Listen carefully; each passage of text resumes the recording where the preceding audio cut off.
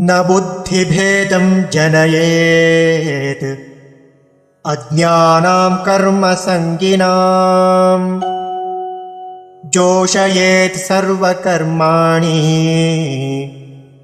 विद्वान् युक्तः समाचरन्।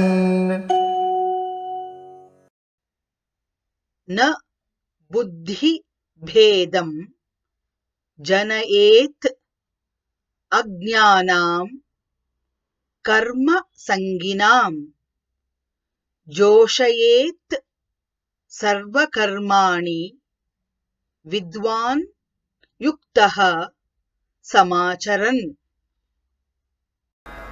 न बुद्धिभेदं जनयेत् अज्ञानां कर्मसङ्गिनाम् जोषयेत् सर्वकर्माणि विद्वान् युक्तः समाचरन्। न बुद्धिभेदं जनयेदज्ञानां कर्मसङ्गिनाम्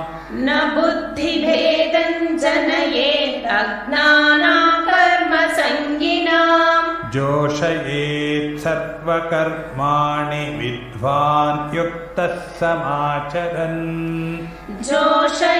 सर्वकर्माणि विद्वान् युक्तः समाचरन्।